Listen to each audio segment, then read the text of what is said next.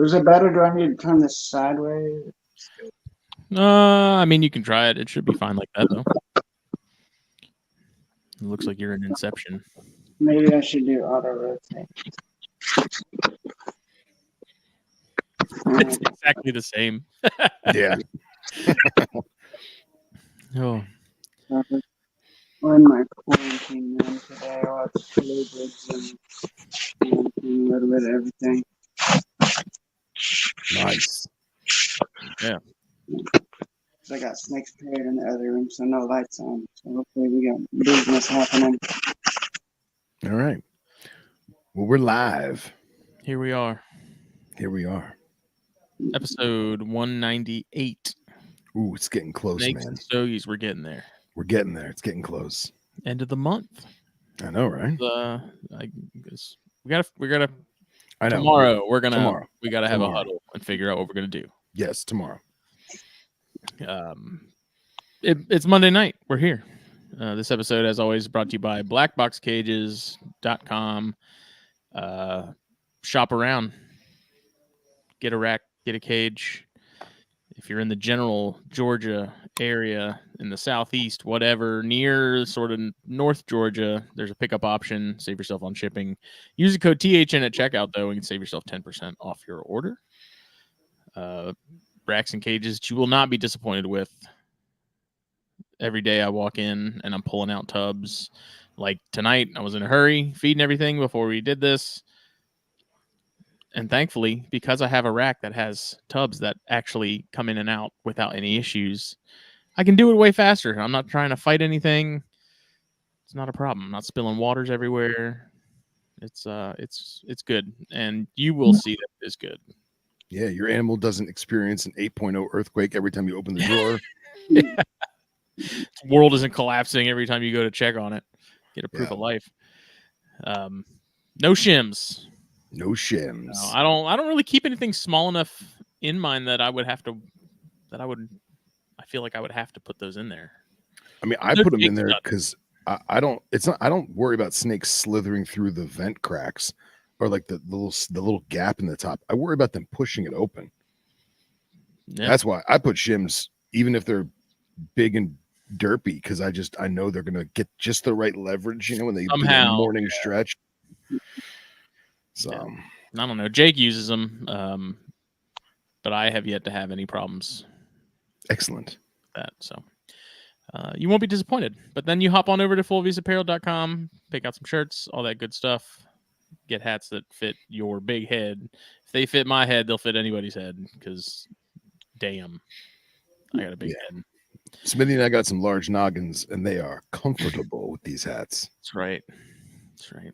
Don't have a whole lot on the site right now. I'm definitely going to start ramping up those, on the hat front probably before Daytona. So I'm really going to start working on getting inventory together within the next couple weeks and planning and really. I was going to ask you. Get start on that. I was going to ask you, are you going to do a Daytona pickup option? I don't know. I don't know how I'd really. That might just be more trouble than it's worth. Okay. Like if I'm going to be there and have the stuff. But you're talking about like weeks in advance, like people. Yeah, stuff like you could start it up now. You could start it in June or July, and Daytona pickup, and save yourself the shipping, so to speak, and maybe those Daytona people get a care bag up, a bag with their stuff in it with their name on it that Sharpie marker the name on it, and maybe they get some extra decals that you can only get if you do a Daytona pickup. I don't know. Maybe. I did think about doing like a Daytona specific design with like a pygmy on it or something. Hell yeah. Do a little promo sale that you buy in advance for the show and get a little deal off, and like you said, get a couple extra stickers. Yeah. I love the shirts that I got. Wore them this weekend and broke them in at the show. And Mickey loves hers. It's a nice thick material. It's super comfy. Nice. It's those Gildans. Some soft styles. They're the best. Yes, THN. Full Apparel. Jesus, I'm all over the place. It's all right. Stogiesapparel.com. Use the code THN at checkout. Save yourself 15% off your order. That is the exclusive promo code that is exclusively exclusive just for THN listeners and viewers like you. It's exclusive. It's exclusive. Puget Sound Pythons, fine people of the Pacific Northwest, Jeff and Kendra, cranking out all the cool stuff. But you only know this if you're following them. That's on true. Facebook, Instagram, and Morph Market. Stay in the loop with what they're going on there. Cold-blooded caffeine, best coffee around. There's a link down below. Grab you some. It's delicious. We got that Snakes and Stogies blend. Phil's ready. I'm ready. I need to decide if I'm going to. So the problem is I have so much stuff I want to bring to Daytona, but I don't know that I'm going to have enough table space for it because I thought about getting some coffee from Trey to sell. And I don't know if I'll have enough space for it all. You know? I think you should at least get like a small case of Snakes and Stogies blend specifically just to promote our coffee because I'm selfish. I feel like we'd end up drinking half of it. I mean, we would. I mean, actually tonight, I'm actually drinking Nocturnal tonight. I was in a dark mood. I got some Maduro on deck. So go with the Nocturnal blend. Is Nocturnal a blend? I got to ask Trey. I don't remember. Was that Alex? When is the Daytona show? August. Oh, geez. Like 17th through the 19th this year, I think. Yeah, I think it's 18 and 19. Let me look. Hold on. Let's not mess this up. You're gonna make Wayne angry. I know. It's 17 and 18. I've never been to August. I've never been to that show yet, and I've been thinking about how to try to go at least. I mean, I've never actually been to Florida, so really, I probably should try to go and not like bend or anything. Just go shake some baby, kiss some hands, and some whatnot. Hell yeah, dude! Join us. You gotta join us in the Snakes and Stogies, or excuse me, the THN gazebo. Yeah. Yeah, and Keller said you can just keep a bunch of stuff behind the table and just display one item for representation. But even doing that, between the different, whatever designs I end up taking, hats, mugs, tumblers, like there's a lot of stuff. So I don't know. We're figuring it out. It is an 8-foot table, so there is a good bit of space to work with. So some nice real estate. That's right. I got my tablecloth. I got a table runner coming. I got my card reader. I got all the stuff. I'm loaded up. I'm gonna be ready.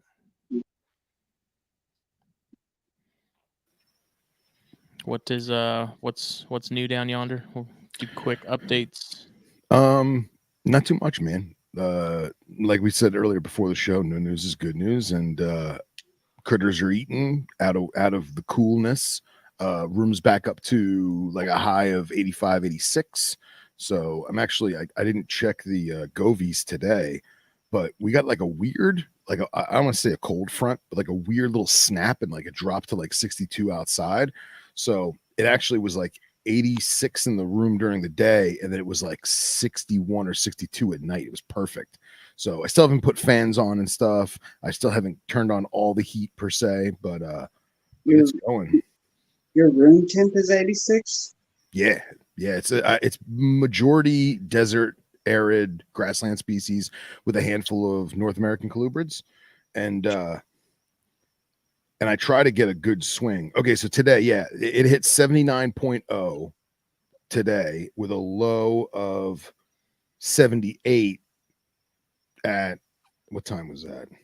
Hold on, I'm looking at the wrong thing. Let's look at the daytime. Yeah, low of 72, high of 79 today. So that was good. It was a good little desert swing.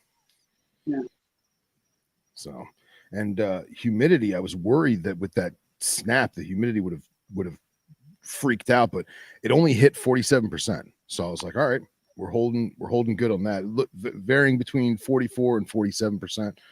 So I imagine it'll get a little drier once I start changing things up there, get the fan going and whatnot. But yeah, it's rocking and rolling. What about you, Smitty? Yeah, it's been odd here. Like it's one of those things where it's pretty chilly in the morning, and then by the afternoon it's hot. So it's been kind of weird. I've had to have I have my room heater on at night and for most of the day, depending on what the high is planned to be. And that's actually worked out really well because I've got stuff that probably does need to be a little on the warmer side than what I typically keep most things, and it does a really good job. If I just have it near them, it gets them in that upper 80s, hot end kind of thing. So Nice. it works out. I think the rhinos were locked this morning. Nice. They were curled up in the water bowl, so we'll see what happens there. I've been feeding them a little more heavily. The male's not. I had to kind of goad him into eating over the weekend, and then I just offered him some rat rat pinks, and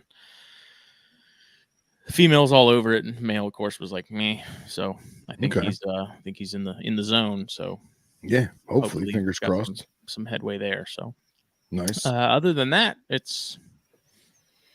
I got a pair of Conicus over the week. Hell yeah. The picture you sent me was the one you already had, right? Which one?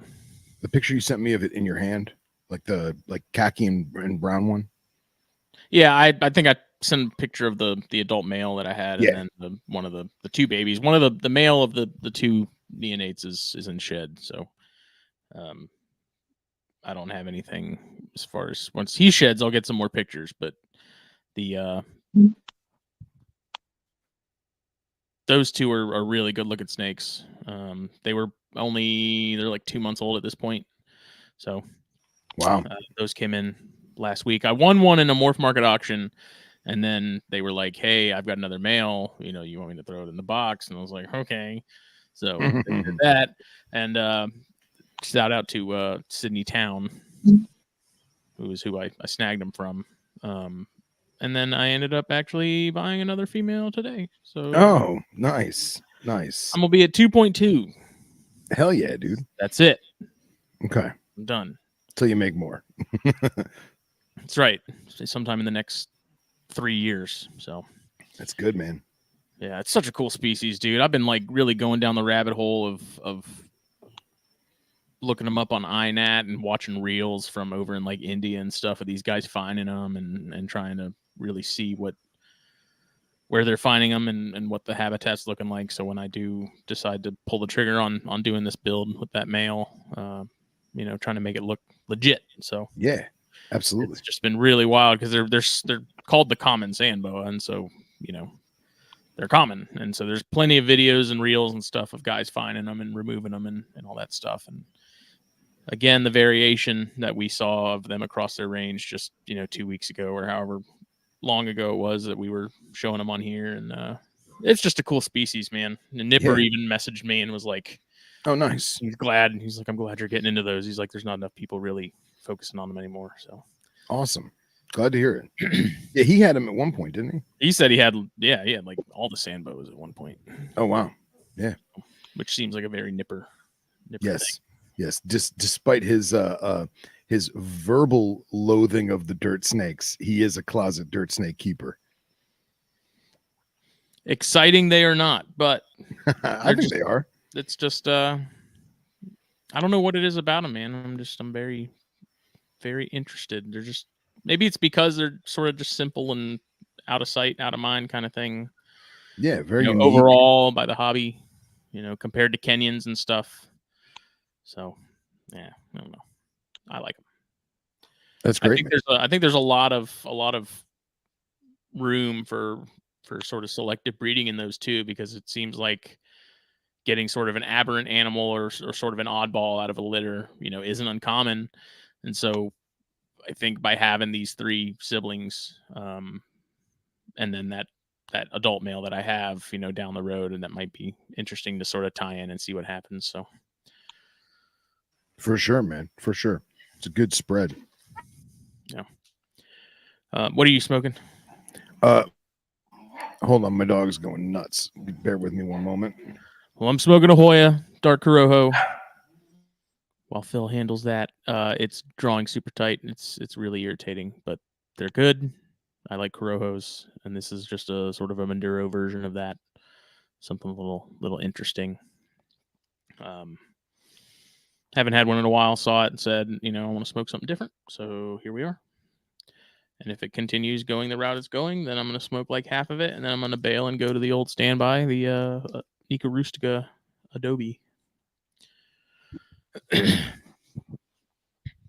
Alex, what are you smoking?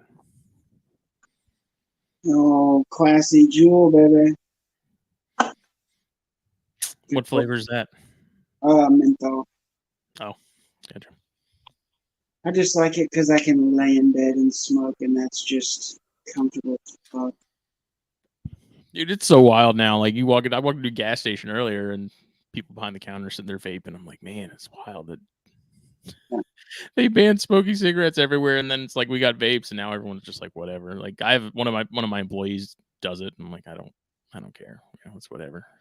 Yeah, my truck doesn't stink, my clothes don't stink, and I can lay in bed there at night and holding down my brain for the night, basically scrolling through reels and just relaxing, smoking, and go to sleep, and then wake up and take a drag in my bed, and it's just comfy being able to do that.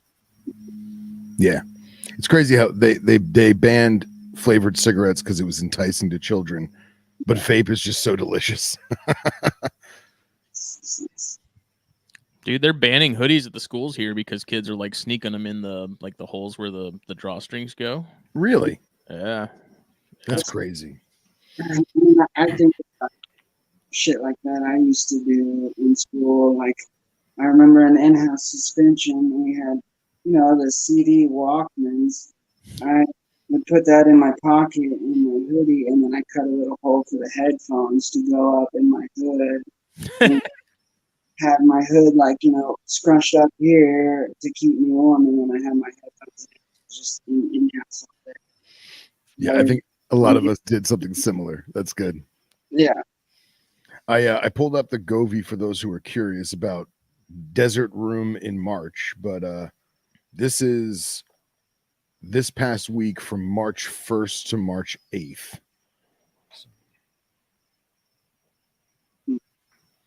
Yep, that's a graph, all right. Well, no, it shows it's got a good swing. It's going to be a high of 80.4 to a low of 71.2 daily. So, and then humidity, it got up to 50% on Thursday because we had some rain, but it's been holding at like 42, 41. So it can be done at this time of year. So yeah, my colubrid room that I'm in right now stays pretty spot on 79 because I run a lot of things at ambient in here, like my colubrids. Like on the visions that you see over there, I'll stagger lights, or I'll have a light on the lowest one, and then that light fixture makes a little bit of heat for the one above it, and then there's a light and does that through the stack. Because if I run all the lights, then it gets too hot, Yeah.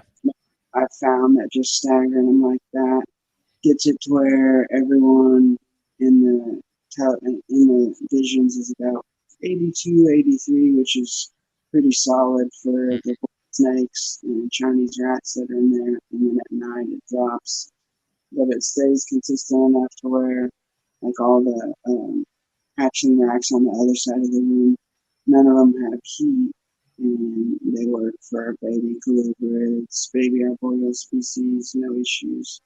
And then in my arboreal room,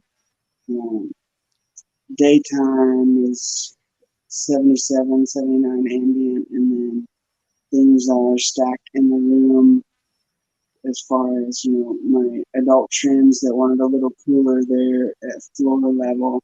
And then as I need to go a little higher, excuse me, a little higher, a little warmer eyelash, and then a little higher and warmer would be my sparmigera.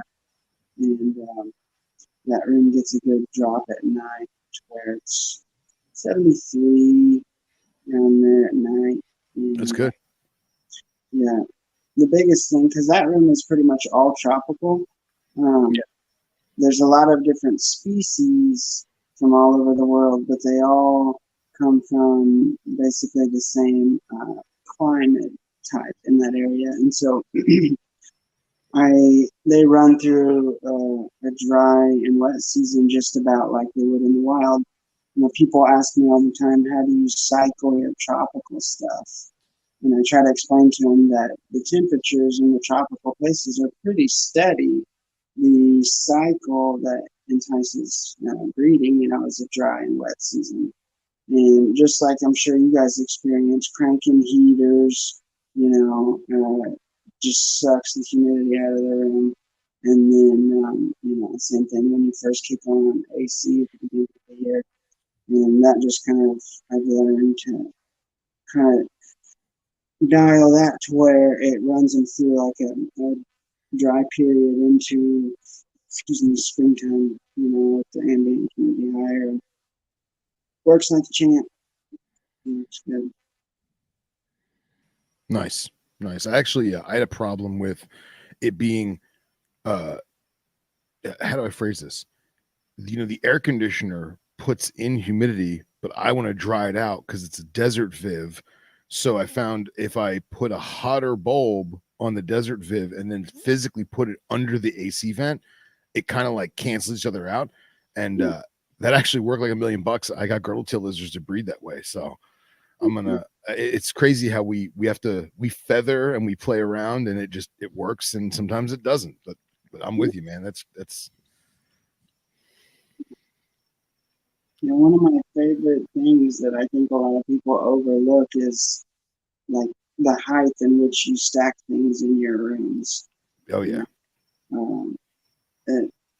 It helps so much and can really work with you if you think about it and do it. Like I have a heated hatchling rack in there for babies from like birth to 9 months, give or take, maybe 6 months if they're real tanks. But if let's say they're 6-month-old tanks, and I'll pull them off heat, and then I have a 10-slot hatching rack and a 9-slot hatching rack in there that aren't heated, but they're at chest height. So then I can put, yearling and change, still small animals into those, and because it's higher in the room, it stays consistent 79, 80 during the day, and then at night it might hit 78. And so that's perfect for still young animals. And then I have a 15-quart rack that's for like 2 years and over, around there, 2 years and change. It's like with trims and schlegs, the eyelash I'll move to planted enclosures at about a year and change, but the trims I usually wait till they're like 2.5 before I move them into planted stuff. And so they can go into the 15-quart rack, and the species that obviously like a little cooler go at the bottom. The species that need a little warmer obviously go at the top. And it's it works. The back's sealed and insulated, and so it's like you said, we get creative and we figure out what works for the space we have. And I was going to ask, not to interrupt you, my apologies. But you're a taller guy, right? You're over 6 foot. Yeah, it depends on the county. One county says 6 foot. All right, because I was going to say, so I'm short, right? And my rooms are always, what is the normal ceiling height? What, 8 foot? Mine are 7. 7? Okay. No, maybe 8. Okay, so I had a friend a while ago back in college who was a big boa breeder, and he was like 6'2". And I remember when he was apartment shopping, one of his things was, I want, taller ceilings because I'm a big guy. And he loved it because he could stack boas all the way to the ceiling. And he couldn't figure out why all the water bowls on the top would dry out so quick. Mm-hmm. And like he asked me, he's like, dude, you live down the street from me. Like, do your water bowls in the top dry out? And I'm like, no, why? But my water bowls were only like 5 feet or like 3 feet lower than exactly. And so, but I totally get what you're saying, man, about us not realizing how the thermal gradient of the ambient room, right? Yeah. And that's always my biggest concern, because I have, baby corns and Leonis and stuff on top of my XR stack, and that's in front of a window. And so I'm always really worried that those groups are going to get just cooked because of the heat from the window, on top of the heat rising from the heater if it's on. But I mean, so far I keep a Govee up there, and I check in on it periodically. And so far, like, it does get warmer, but it hasn't gotten to any point to where I'm like really concerned that it's going to start frying stuff. Yeah.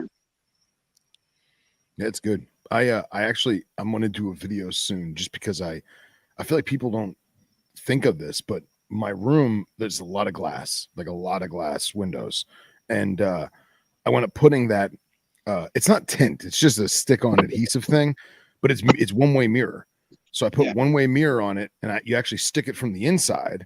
And then I got these sheer burlap, because I wanted to keep that rustic third world feel, and I got curtains that are like this, like thin sheer burlap. And dude, that cut the temp at least 5 degrees between like 5 degrees on the mirror, and then probably like another 2 or 3 degrees on the burlap, and like having curtains, like, who'd have thought? I'm like, oh, it's the back of a vision cage. Like, who cares? No, add the curtain, especially a thicker material like that. Yeah. Mm-hmm. Yeah. In both of my rooms, in the windows, I have the 1.5 inch blue styro board. And oh, nice. I put cardboard in front of that behind the blinds, so it wouldn't show through. You don't see anything through the blinds, because I'm like, I don't want raggedy looking blue styro. Yeah, thinking it's the wrong kind of house.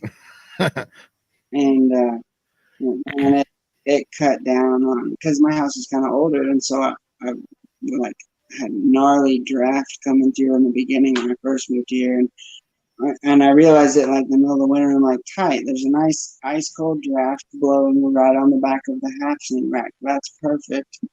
And so I had to fix that, and made a world of difference, just like you're saying. And the curtain over it, can't even tell.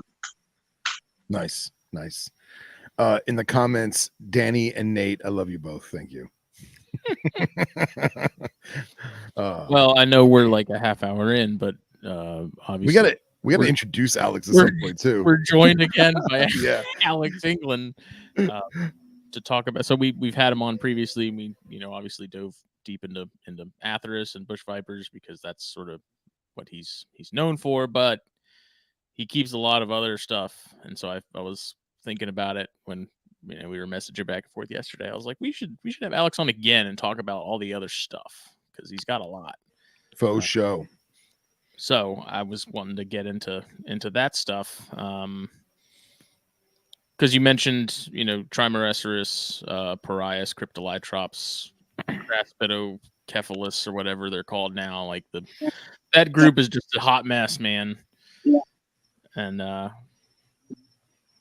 many more. I'm sure I'm missing some. But I have a little bit of all of those.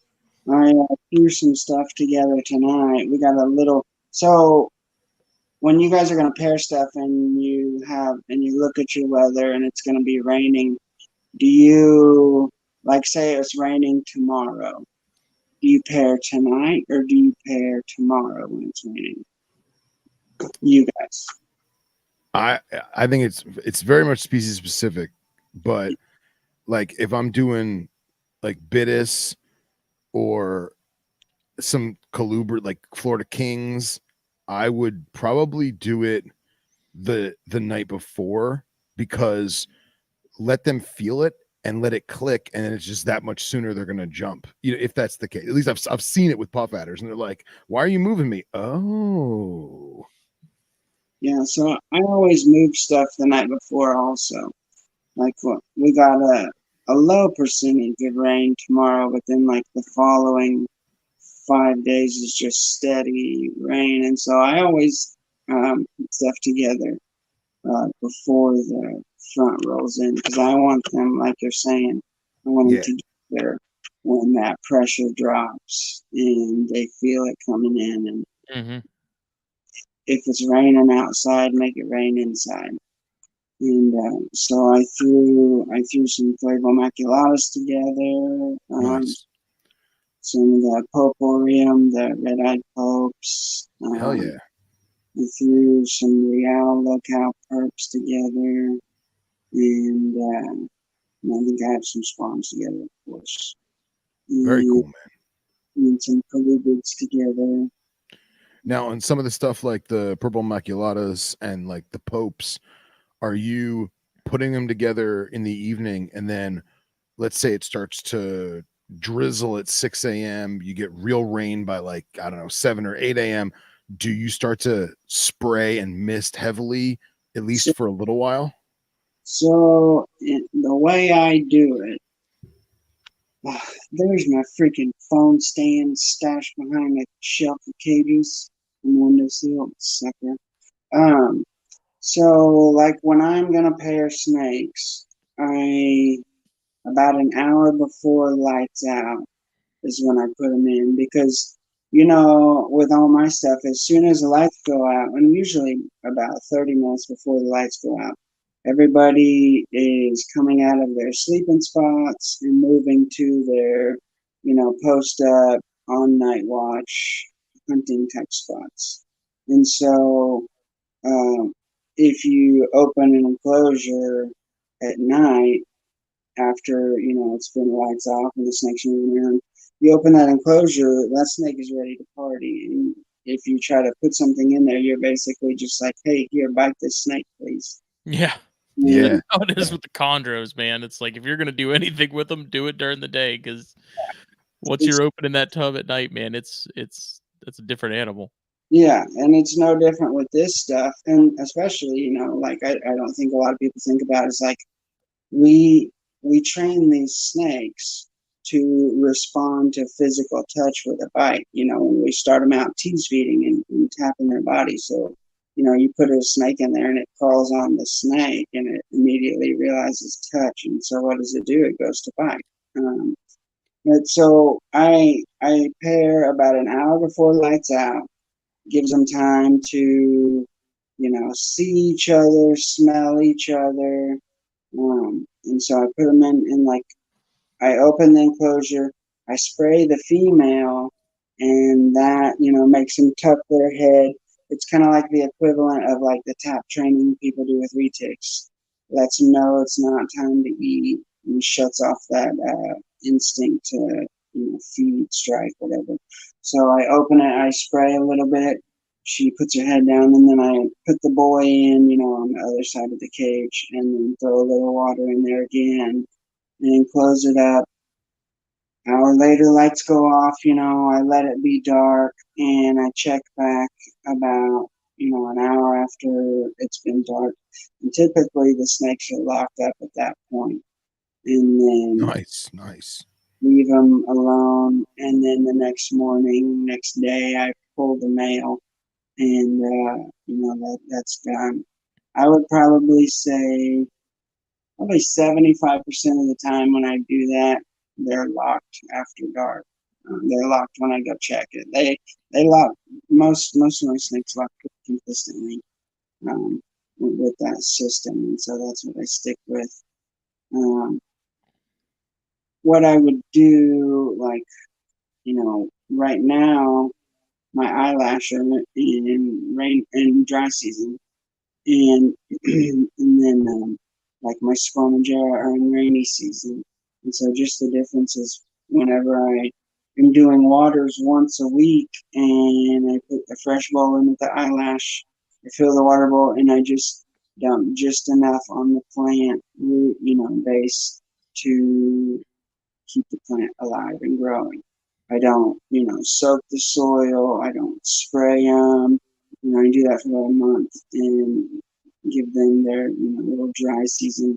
And then like the squamagera are in rainy season right now, so I pour and soak the soil, give it a good spray down, and that pretty well does the trick with everybody. And you went to Africa recently, right?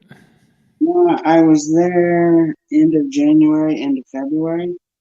And did you end up taking a lot of that home as far as sort of things you thought you might have been missing or anything like that? It was kind of, you know, it was about what I expected. I in some ways, you know, I've been to rainforests before, and you know, just like I previously saw, the humidity is stupid high, but everything is dry to the touch. And then, you know, you move around in leaves for 2 seconds, excuse me, and all the soil's wet. You know, the bottom side of the leaves are all wet. You know, you move bark, it's wet. And, you know, that it's always cool seeing that because that kind of reinforces what I try to explain to people with their tropical snakes, and they're worried about humidity, and subsequently spray their snakes like it's a damn frog. That's not how it works. But it was cool to hike habitat for, you know, so many species that I've kept and seen and had. Where did you go in Africa? We were in Cameroon, in like south central Cameroon, in a village called About. And a good friend that we went with, he was there studying some undescribed moth species and newly documented moth species. And so the trip was designed to time perfectly with his, with, you know, the movement of these moths. And we were spot on for that, but it was dry season for everything else. And so looking for snakes was shit. Like, we were hiking 2-3 times a day, morning, you know, midday when the mambas were supposed to be moving, and then night hikes and road cruising. And we saw a flash of a green mamba on the road. And of course, by the time we got the driver to stop and got over there, he was, you know, in the next country. And then coming around a turn on the trail, I saw a flash of about 18 inches of a green snake, and so that was either a mamba or a boomslang. That outside of that, that's the only live snakes we saw. Damn. Yeah. The first day we were there, a villager comes bebopping up with a big, beautiful 7-foot melaleuca that's missing a head and like still wiggling. It's so fresh. And then the second day, they brought us a, you know, still wiggling third of a mamba.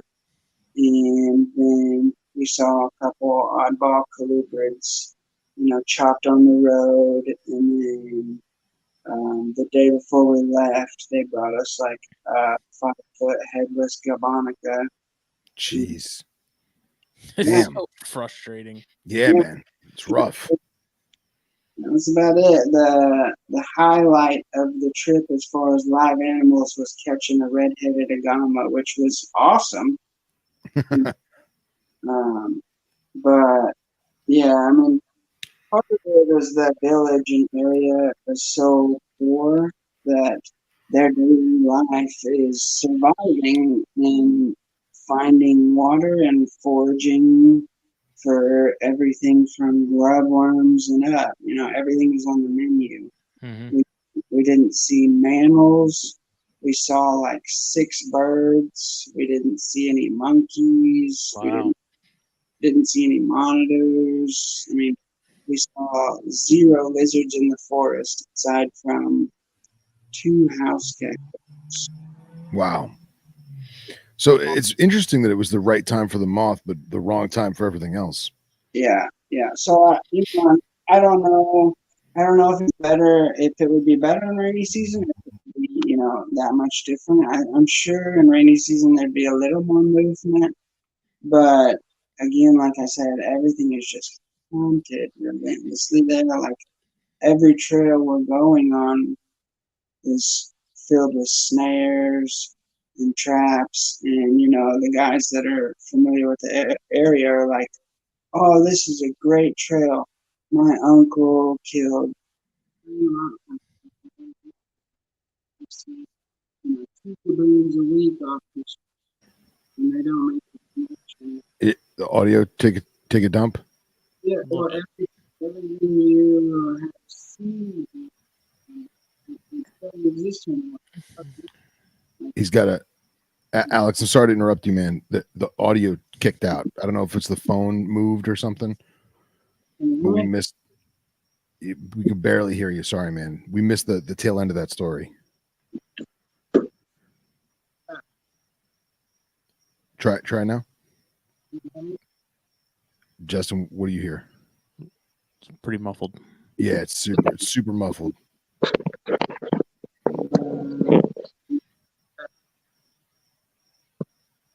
Mm-hmm.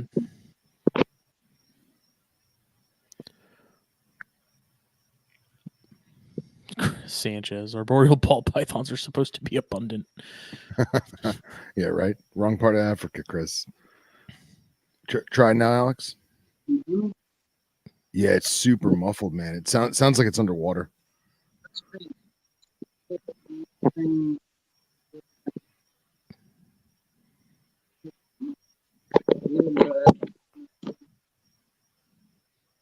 Smitty, you think you should check? You should jump out and jump back in? Are you? Is it your? Do you have? Is it like your AirPods are dying? Yeah, I charge them so they're full. Yeah. Oh, I got you. How about now? Yeah, Smitty? pop out and hop back in. See if that. Yeah.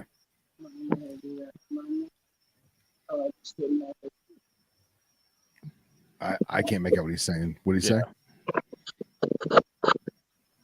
Yeah, just leave and then hit the link that I sent you earlier again. Boop. Yeah, it's a shame. That sounded like an Hello, awesome Lisa. story. What's up, Lise? What's up, Boca Joe? Boca Joe. Well, I'm almost through the first third. I figured this will be apropos time. I'm smoking a Romeo y Julieta Maduro Lancero. Oh, And I remember we talked about Lanceros, it was last week or week before, and I was like, man, I know I've got a couple left, and this one just hit me good. I was like, oh, we're gonna have some dark roast blend coffee tonight from Cold Blooded Caffeine. So Raj has the H99s in a Lancero, and I want to try. Does he? Really bad, but they're $25 a piece.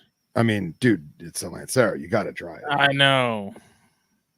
I almost picked one up last week for the show, and I was like, yeah. Just a testament as to how oily and smooth this Romeo y Julieta is. I wasn't paying attention when I relit it just now, and I went and breathed in real quick, and no cough, no nothing. Shocking. So Maybe that means your lungs are going to shit. no, because I'm thinking if it was any other cigar, I probably would have been hacking up a lung. People fully understand the hell that is accidentally inhaling cigar smoke, because oh my god, it's brutal. I've never had something that made me instantaneously puke or almost instantaneously puke as much. I can't say I've ever puked, but like fire in the lungs, it's rough. Let's try it now. Burns. All right, he's back. Say something now. Can you hear me? Yeah, there we go. Much better. StreamYard likes to play games. Yeah, StreamYard likes to play games. So last thing I heard was you talking about the guys on the trail and how they're like, oh, this is a great trail. We killed X amount of snakes on it. They, would tell us about how this trail's great. My uncle killed 3 rock pythons in a weekend, or we can find 2 gaboons a week. But they don't make the connection that all that shit doesn't exist there anymore because they fucking ate it. Yeah. And, well, it is what it is. That stuff, it doesn't bother me that they are eating them because they're feeding their family and it's their food. Right. What they have to do. It's not like the, fuckheads here that just kill everything just because they're scared and the Bible tells them it's bad, et cetera, et cetera. Yeah.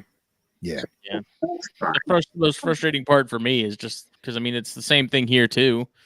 It's like that animal, man. It just went through 7, however many years of hell to get to that point, surviving. And it's like it one car, a split second does it, and it's just done, and that's what kills me the most with that is like, a big forest cobra, like you were saying, something like it takes a lot for that animal to get to that size. Like, oh yeah, it's Darwinism, it's done its thing, and it just something so simple just ends it.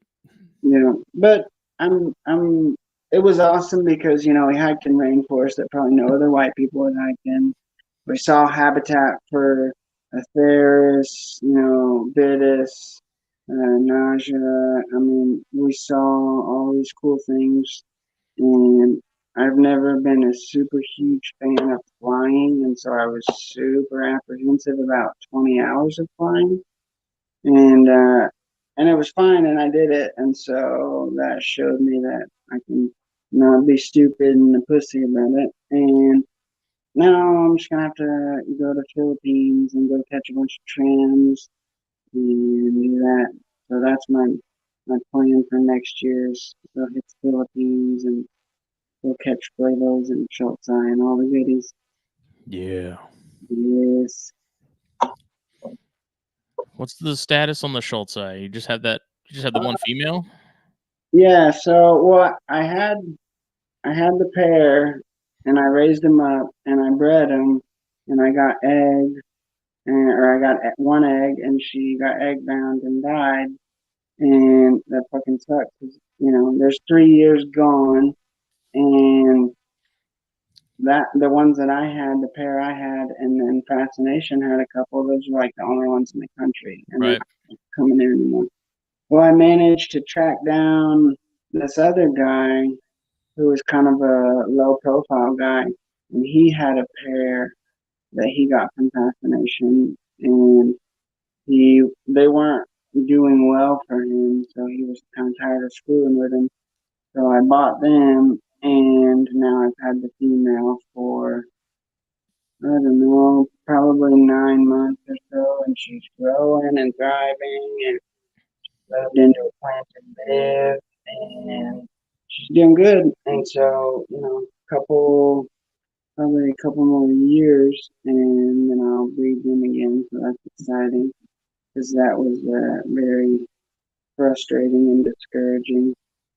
But learning experience, and part of doing this is shit happens and things suck sometimes, and one of those times where you go, fucking snake, man. Yep. The 3 words. I love it. How do those compare to others sort of in that group or that clade? Because I don't know if it's a matter of like that species and the lack of availability. Like, is it an export import thing? Is it a delicate species thing, or is it just a lack of availability? Yeah, it's an availability thing because Philippines closed down export, I think, like early 2000s, and so for several years, U.S. Fish and Wildlife let stuff from the Philippines come in. Like that's where I got my flavos, and that's where we got the first schultz. Mm-hmm. And then a couple years ago, they made like a blacklist of countries that they won't let things come in from, and it's countries that closed down or didn't previously export. Like India's on the list, Philippines, Australia, Brazil, a few others, and so now you can't get any more in. And of the schultz that came in, I think collectively maybe 12 came in, and everybody killed theirs, or they just failure to thrive. I don't know, combination. I was lucky and did well with mine. Fascination did well with a couple of theirs, and then this other guy, did all right. And so, we were lucky, but just now none can come in, so it's like really gotta be on your game with it. But as far as husbandry, when I was first raising the pair, I treated them like everything else. The only difference was instead of a light mist once a week, I lightly misted 2 times a week. But really, it wasn't anything crazy. Just I don't know. A lot of it is what I've found to be very beneficial, pretty much across the board. Is like get things happy and leave them the fuck alone. Yeah. People Yeah. struggle with that, and I think people get in their own way, and mess stuff up. Just messing with things, looking with things, taking things out, doing all that. Like, Do flash photography. yeah, like you really don't have to do all that stuff. And I don't know. I'm pretty. I'm very hands off, and I just it works for me. My snakes seem happier, and I think that's part of the reason why things breed pretty well is because they feel normal and comfortable. And so, when I introduce another snake, they're at ease and their natural things kick in. Yeah. Yeah, sameness and consistency goes a long way, especially when we're talking about imports and stuff. That's For sure. the thing with the Jansenite for me is same thing, not messing with them, like leaving them alone, knowing they're high strung and they don't want anything to do with me, and that's just the way they are. And then not changing stuff constantly, like finding like once they're eating and they seem like they're healthy and they're fine, you're there. Like leave it be, don't change it. Don't be trying to constantly tweak stuff. Like find that stasis and roll with it. Yeah, I'm sure it's also helpful that his room is, not to talk about you like you're not right here, but Alex's room is already dialed in for that genre of animal. Yeah. So it's not like someone like myself, say, who had Tremerceris and nausea and Morelia in the same room, and like it's just different parts of the world, different habitats, different enclosures. Like it wouldn't have worked, which is why now I'm kind of focusing on one type of biome. You know what I mean? Much like you've dialed in that room, which getting them Schultz in there is just primo.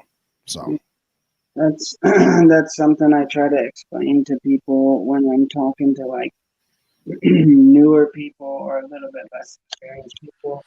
I try to explain like you have to figure out what you want to do and you have to stick with it. Like if you look at all the people that are pros of things, they have a group or a species or a group of species that they focus on, and they're all similar conditions. They can be completely opposite parts of the world in different, families, but they all kind of have the same needs and they focus on that. And so that's how they excel at it. And like, you have to figure out what you want to do and stick to it and stick with it. And, if you want to do different groups, types, whatever, from different parts of the world, you can't have that shit in the same room. You can't, have a montane cool snake and a desert snake and then a, subtropical high humidity things. You can't have all that shit in one room. It's not going to work. Yeah. For one, you're going to be spread too thin and you're just going to be giving everything just enough that they're just, going to be coasting. Nobody's going to thrive. It doesn't work like that. If you're going to try to do different things, you have to have different rooms.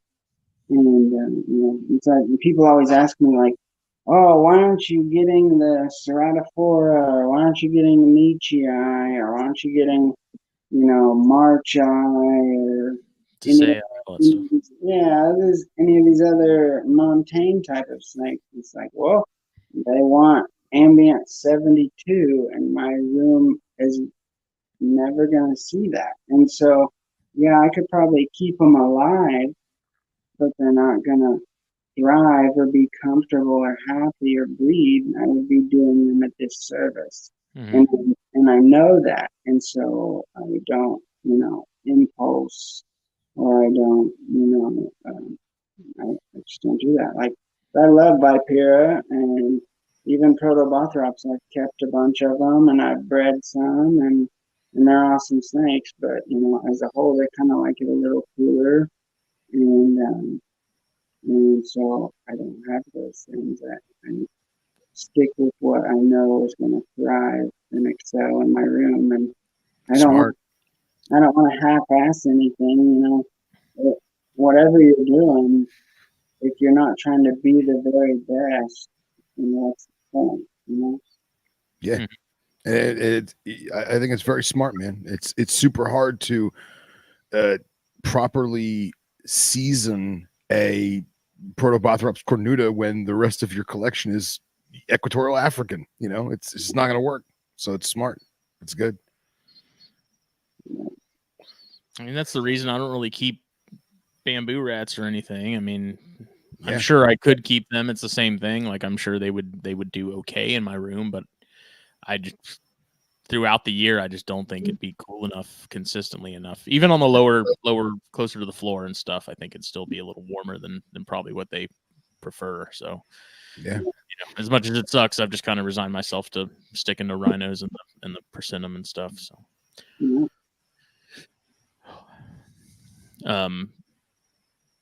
as far as the parias and stuff like that, and dealing with imports, I was curious as to if you're, as far as receiving those and sort of getting those acclimated and treated and stuff, is that process any different from how you handle squams? So I have never wormed a single import wild caught snake in my life. I don't do it.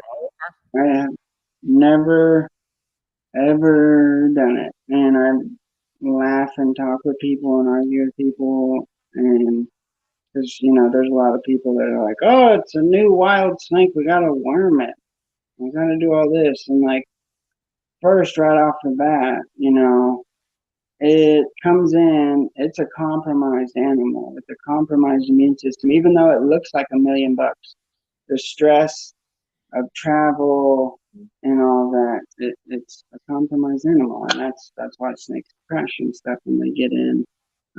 But so you have that, and you're already starting uphill, and then you go and blast it full of medicine, which can be detrimental to kidneys and liver, and then you're killing off all the beneficial bacteria in its gut.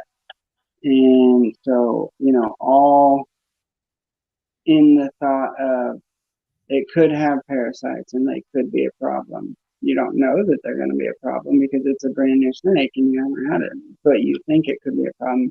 And so, in my experience, if you get in a wild snake and you set it up with proper husbandry and you fuck off and leave it alone, they thrive and they do fine. And I've had a lot of import wild caught snakes, and I don't have issues. Like I got a group of Whitney, fresh out of the endo box, and so it's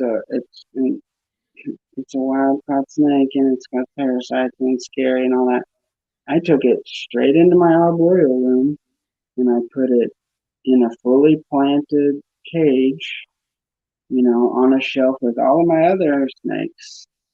And I just gave it its own tools, and I deal with it last when I'm on that section.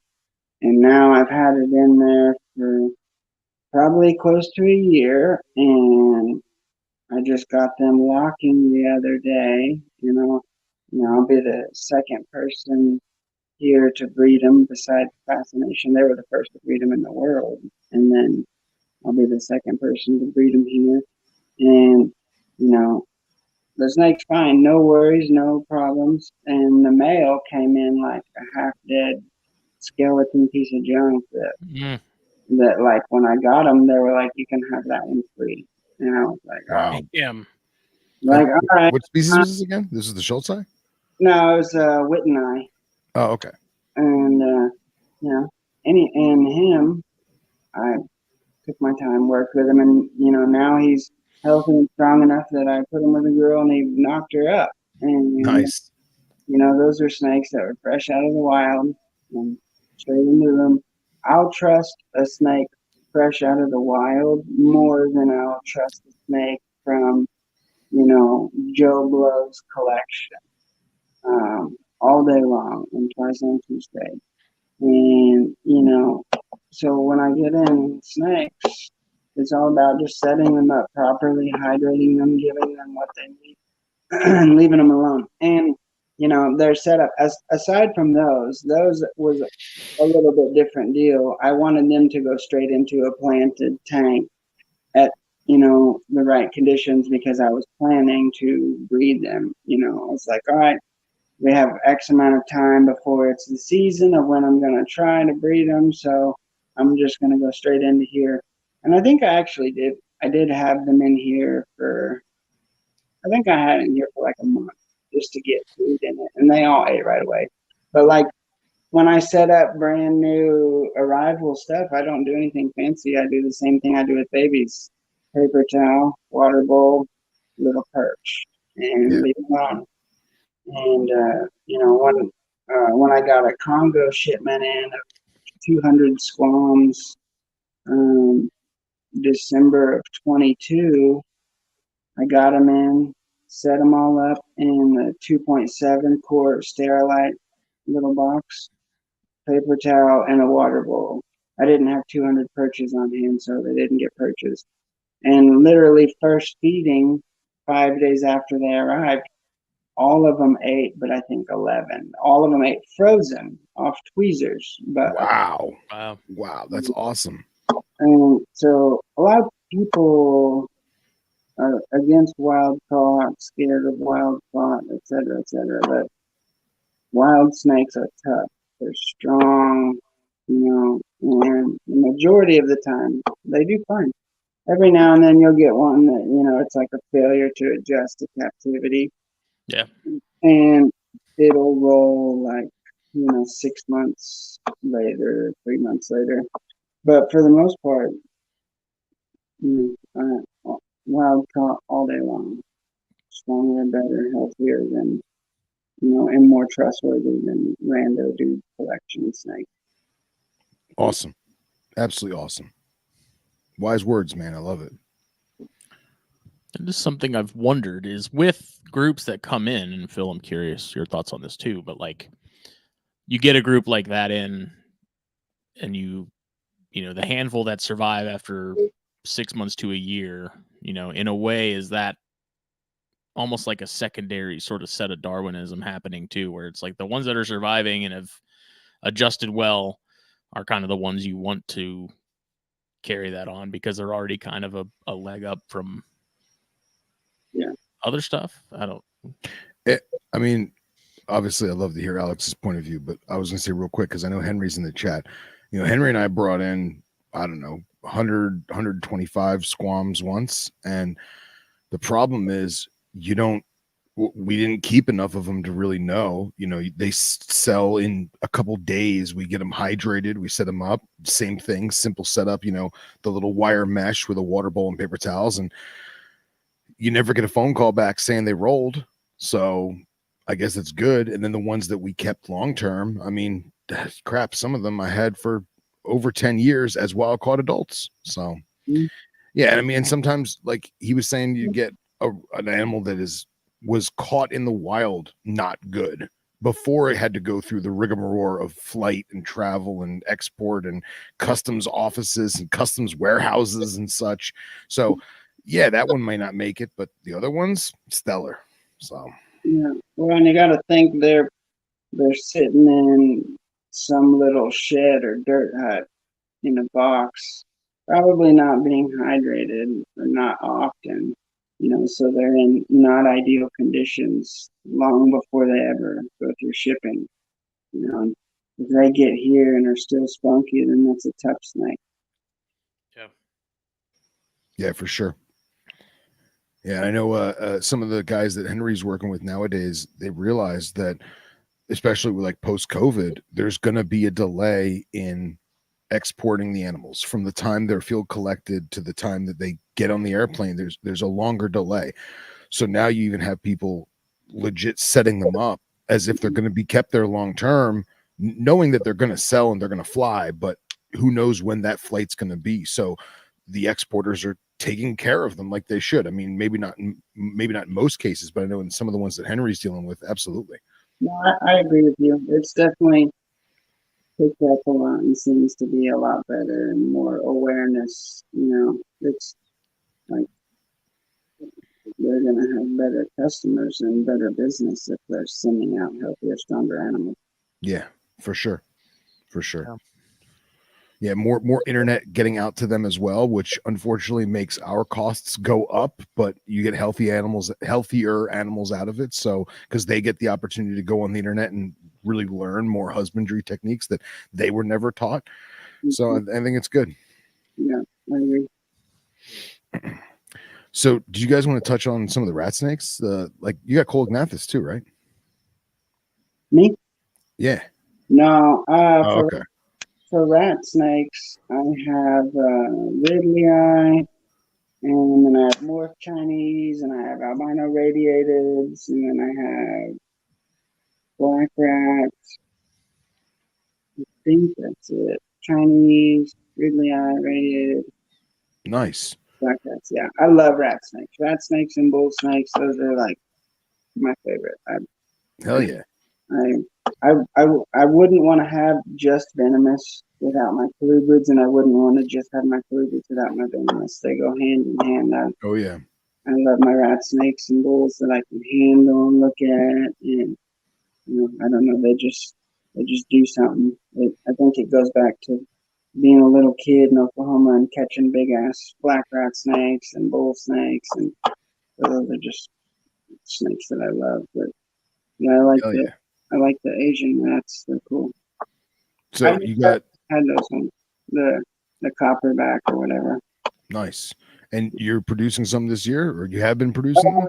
I bred I bred blue beauties in the past, and then my Ridley eye just were old enough this year and locked the other day. Nice. I got some albino black rats together, and some calico Lucy's, and then all my Chinese were of age this year, and so I got T positive Chinese, I got albino calicos, I got snow that I brought in from Europe. Yeah, and then probably my albino radiators need a little more time. Hell yeah. Yeah, he's that's got awesome, those Jamaican boas too, you bastard. Oh yeah, I got those. The female and one of my males will be old enough this year. I have 2.3 of those guys from different sources and ages, and those will go probably here for too long. Start running them together, and then I got some regular boas, and yeah, I got a little bit of everything. My collection. People always laugh because it's kind of like opposites, like terrestrial North American colubrids, and then arboreal venomous, and then Jamaican boas, and then boas, and it's like I have stuff that I love and that I like, and yeah, to me, I have to truly love the species to keep them, because if I don't truly love them, I'm not going to give them the very best care that I can, and then they're going to end up taking away from other things that I do love. As far as time and energy and resources, and so I'm real strict about what I keep. I have to truly love it for it to be a permanent resident in a project, and so I got my colubrids and then on my tree stem. Awesome. That's great, man. I feel like, at least for me personally, I'm always so focused on your arboreal venomous stuff that like I forget about whether you post it or not. Like I miss it, I think a lot of people always just think about I just have squams, and I just breed squams, and that's all I know. And I've been fortunate to produce a pretty decent variety of stuff, and I have pretty good variety of stuff. posted all like springtime and colubrid season, and I post colubrids outside.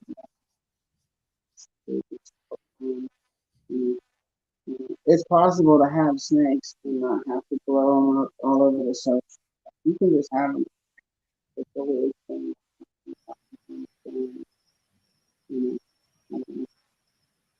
Yeah, man. For sure. You Phil, there? You there? why, Alex? Why do I feel like I've seen you have Porthidium in the past? I personally kept albino and normal ophis years ago, but a good friend of mine, Rhett, breeds the crap out of albinos and regular omegas. And so every year he sends me photos. And so I'll post them and have them for a little while. So, but those are the only Porthidium I personally kept. Because Phil hates Porthidium. I don't hate them. They're just not my MO, man. Yeah. It's such cool. I'm like that with a lot of snakes. Like I love all snakes. All snakes are awesome and beautiful in their own. Do I want to keep them all? Fuck no. I'm very selective about what I want to keep. But that's cool. Mm. Say that last part again. It cut out. So they're all neat. Yeah. They all That's cool that Rhett's got that. I had no idea. We got to get him on here. You should, Rhett. Yeah. That's probably one of my best closest friends, and he is a smart, skilled son of a gun. He's a really freaking phenomenal keeper and has success at everything. And he's been breeding wagons year after year for. He's like the only guy in the U.S. that's really doing it. Yeah. Like the last 4 years now, I think 4 or 5 years, he's been consistently breeding, and nobody else is doing that. Yeah. Back in the day, the old timer guys breed pretty well. But nowadays, he's the only one. We call him Wag Daddy. He's saved in my phone as Wag Daddy. Nice. Yeah, he's like 2 hours from me. I gotta hit him up, man. It just hasn't happened. We gotta collaborate at some point. And dude, him and his girl find the craziest diamondbacks down here. There's some herping sons of guns, man. They are traveling all the time, going all over the place, and herping there 24/7. Yeah. Cool. Yeah, man, for sure.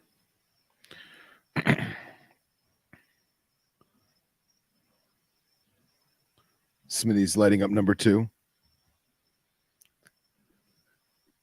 I see the blue wrapper. You didn't tell us about the blue wrapper. The blue band.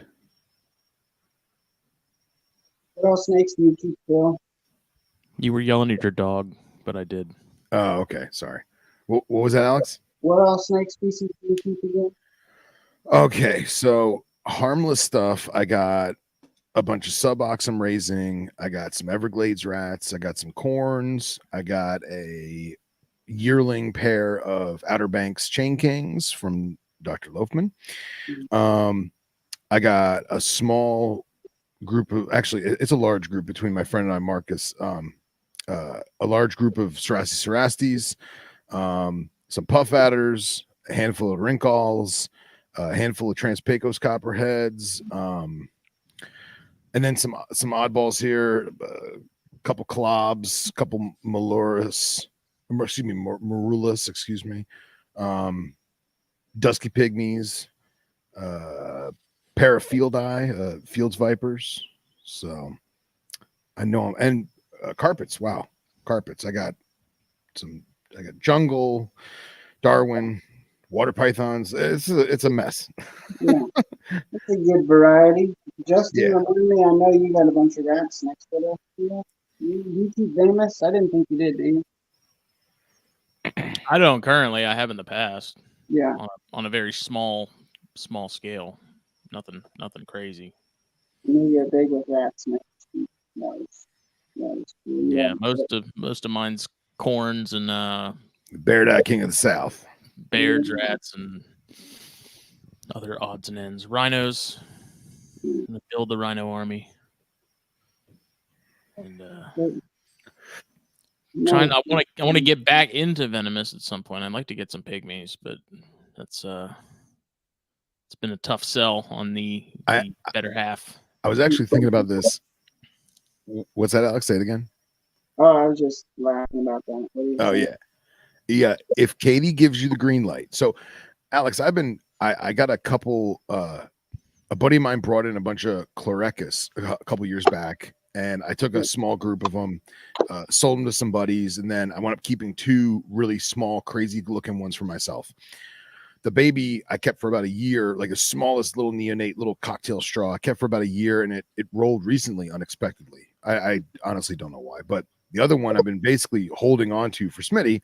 Because if his wife ever gives the green light, I'm just going to give him the Chlorecus, right? Well, I thought about this too.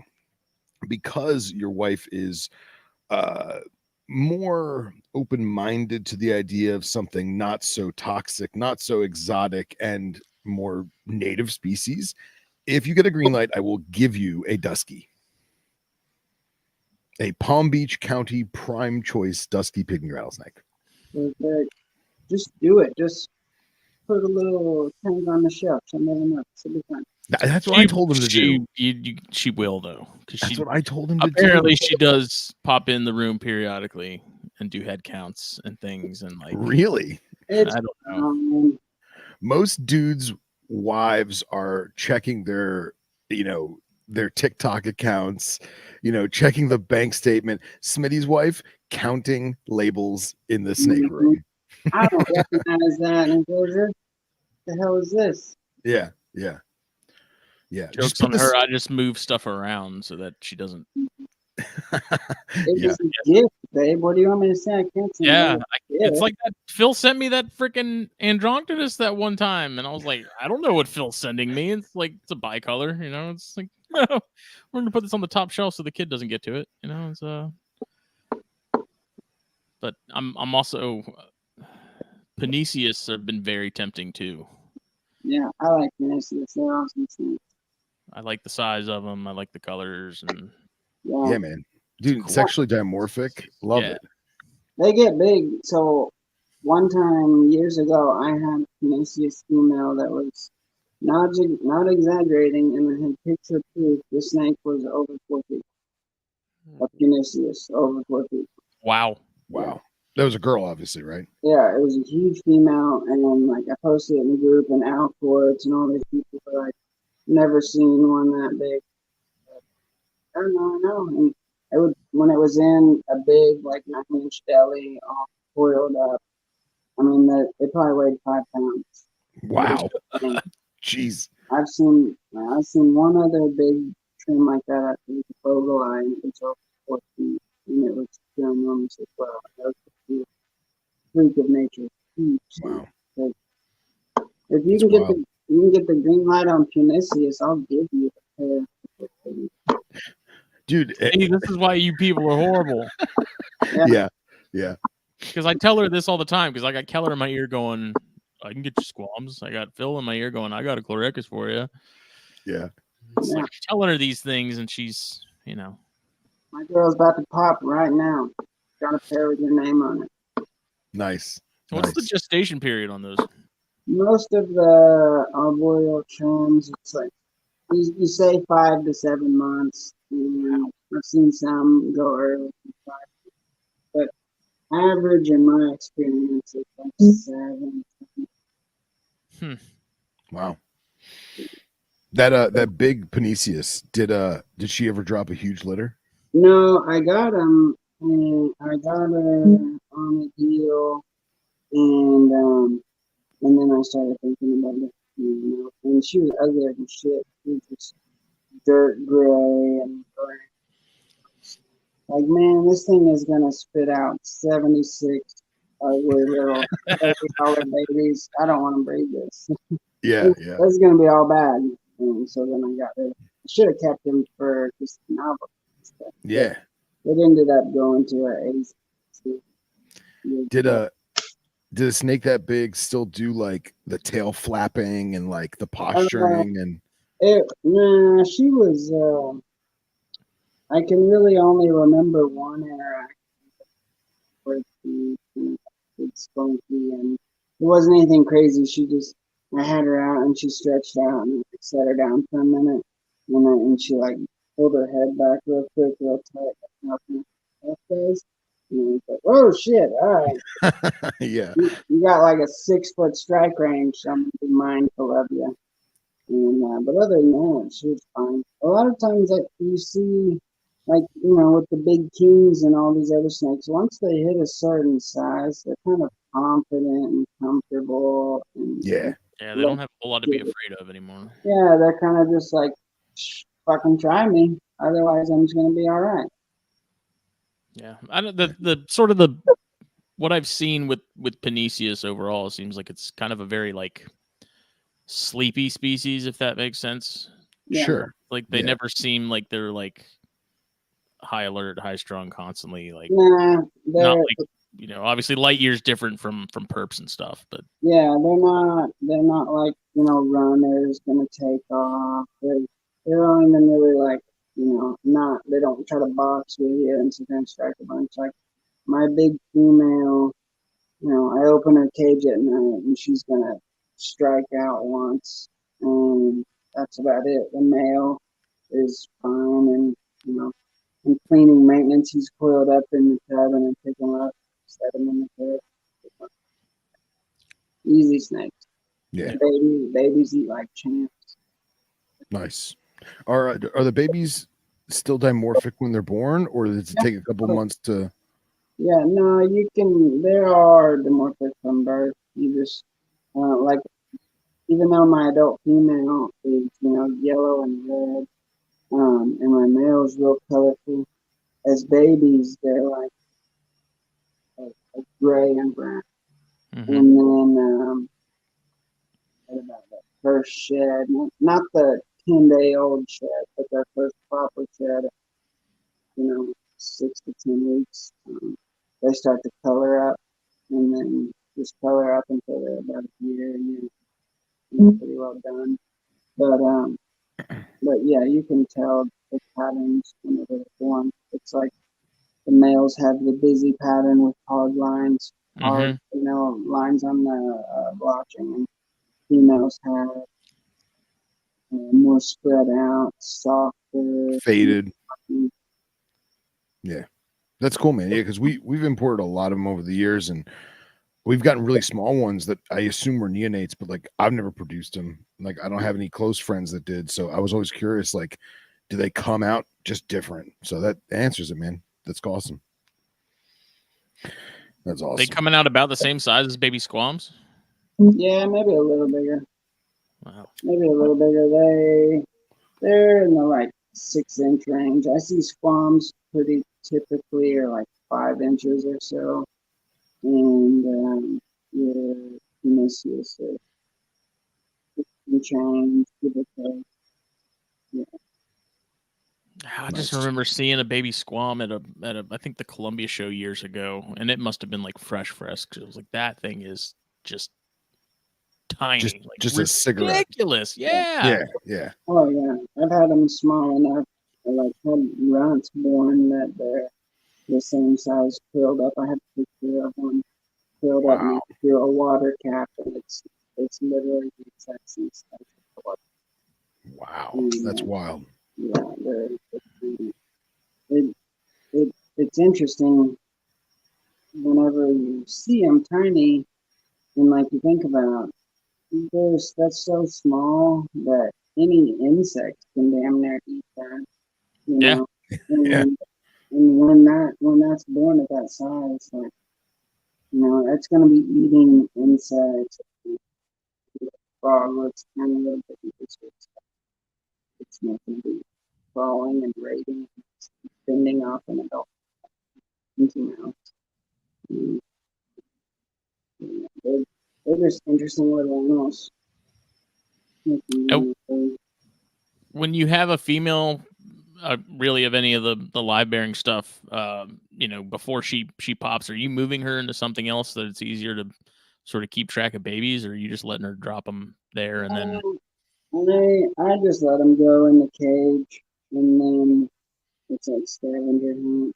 It's fun, and then every year you'll miss a baby or two in one enclosure and another where you get all the babies, and then like a week later you walk by and you see this little sucker just sitting on the branch. You're like, what the hell are you doing? That's great. Rhett had one. He found a baby swan like literally like 6 months later, and it had grown. It had grown and it was bigger, and so I'm sure it was eating like little pods and things like that. That's gnarly, man. That's cool. Crazy, right? I just think about Cody and that bilineatus litter that dropped in that cage that's just jam packed. Oh yeah, those and stuff. Oh like, yeah. Yeah. My buddy Thomas was telling me about when they had an Oscar drop on display, and they pulled something like 63 babies out. Wow. Like, what species was it? Babies over a couple of weeks. Wow. What species was it again? Asper. Oh yeah. Oh, jeez. Crazy. Like you never actually know how many babies they had, and so you're looking like, is that it? All right, I hope so. I think so. Let's see.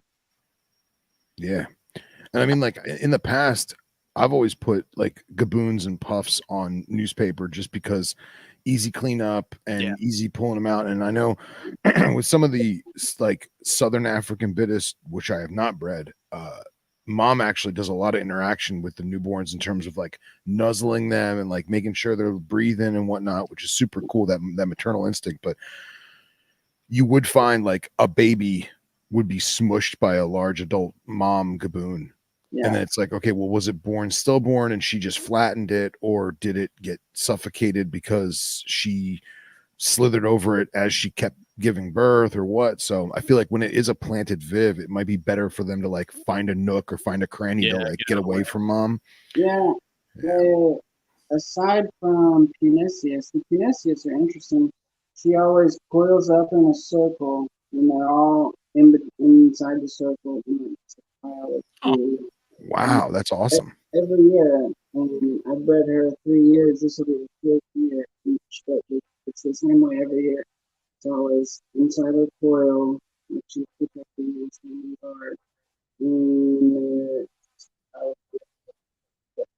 every other species, the babies all go up usually and hit the trees, and that's how I usually end up seeing it. Is I like wake up and be in that room, and then I look and like, there's a weird shape on that thing, because every branch and every spot because you see it so much that just one little odd circle on a branch, the brain says that doesn't go on. That's great, man. That's great. Yeah, I can relate to a certain degree. That's you don't think about it too until something like that happens. You're like, wait a minute, something's off, know? Or like if you keep in a vision cage, and it doesn't matter what it is, if it's Tremercerus or it's boa constrictors, and you see like a tail coming off the lip of the top of the vision, and it's like, wait a minute, is that a crack? Oh, that's a tail. Oh no. So I've never dealt with anything live bearing. These Conicus will be the first for me down the line, but I don't know. It seems messy. Yeah, I mean, in a planted viv, it's not bad. It soaks into the soil, and you get all your little cleanup crew is like, it's a piece. They're all living it up, but yeah, it's not. Yeah, I'm pairing wrinkles for the first time probably next week. I'm waiting for the girl to shed, and I don't know if I'm gonna let's assume that they lock. Let's assume that she takes. I don't know if I'm going to leave her on mulch or if I'm going to put her on paper, just because if she gives birth to 15 or 20 little cocktail straws that are not going to sit pretty on a branch, you know, and I'm going to have to sift through mulch looking for them. Yeah, I don't know. I haven't. Not going to be buried. Just put in like a couple flat little, cork pieces, and your babies will go under there. They're going to come out and they're going to be like, I need to find cover so I don't die. And they're going to go and be under those little spots. And then congregation area. Yeah, smart. You flip those and pull your babies and then, check for stragglers. But I bet you the majority of them will be under those. Yeah, that's good. It's smart. Have you bred your capes? Yeah, I bred them a couple years ago. And then last year I had like a real shitty winter where it wasn't cold consistently. And I had like 4 shows in a row right at the end of, feed everyone heavy season. And so it kind of threw everything off. So they didn't do it. And so probably, I don't know, my buddy had like, I want to say 44 last year. Wow. And so I was actually glad that they didn't breed because there was plenty out there. And so I'm not going to breed them this year, and then I'll probably breed them next year. Wait until it's been a little bit and let the numbers dwindle a little and then come back up. But I bred them before you. It's probably my favorite species of as far as cobras go, man. Like capes, I love the gold ones. I love the speckled ones. Like it's just such a cool species. Yeah, I would say those and Arabic. Yeah, you talk about a hard snake to get too, man. Henry and I have been looking and like making internet friends, and like unless you know like a sheik who's gonna sign off on it, you good luck. So yeah, I've seen a few Arabica in person here, but all they had was females. They got a male in, and of course the lone male was like, the half-dead snake of the fitness. And they're beautiful. Yeah. Were the ones you saw, were they like the high contrast, like reddish brown, or were they just kind of like a sandy slate color? These were like solid kind of orangey mustard color. There we go. That's cool. That's super cool. Rob said when he gets venomous, Nivea are on the list of one day. One day, I have zero desire to keep Elapids. Cobras are easy. They're easy to handle. Well, I like the stuff that stays put. Yeah. Oh, they definitely don't do that. Yeah. It's just a coach whip. Yeah, right. The small arboreal stuff. That's what I want. Yeah, small snakes are good. I'm a big man that likes little snakes. I know the feeling, bro. I know the feeling. Scott says Sudecas papuanas are the best. Dude, they are some of the best, man. One day. We'll get more one day. Somebody in Europe will get them going. Well, I mean, a lot of the stuff that I like and want is over in Europe, just U.S. freaking line. Yeah. There's a couple. What's that? I said, even though they're like, several generations deep, captive. Yeah. Totally fine and legit. Yeah. There's a couple guys in Sweden that are really focusing on Notecas tiger snakes. And dude, that's a dream species for me. And even if I can't fathom what the price is, right? But even if it was a reasonable price, I don't even know if we'd be allowed to get them because of the whole Australia embargo bullshit. No, I can't. That's why we don't have red belly. They're breeding the piss out of those. and everyone has them, but Yeah. Even if they had stacks of tigers for it. Yeah. And thanks to the episode that you and Nipper did on the European stuff for Renardi and some of those other Vipera, like Kaznikovi have been on my list for a long time in terms of like if I had unlimited space and unlimited funds, those would be up there along with some of those ammos but those Renardi, man, I didn't realize how tiny they were. Like that's such a cool species just from the natural history standpoint. Like such an interesting species. Yeah, man. Absolutely. And anyone who liked that episode that Nipper and I did of showcasing the venomous of Europe, the next episode of Venom Exchange Radio will be out this Sunday, and it's going to be just me and Nipper, and I'm going to break down all the cobras. So that should be interesting if anyone listening wants to hear me ramble about cobras for 2 hours. So, but yeah, man, it's crazy how you always want what you can't get. That's it. People, I'll be talking to someone and I'll be like, "So, oh, did you get anything at the show? Did you see anything you like?"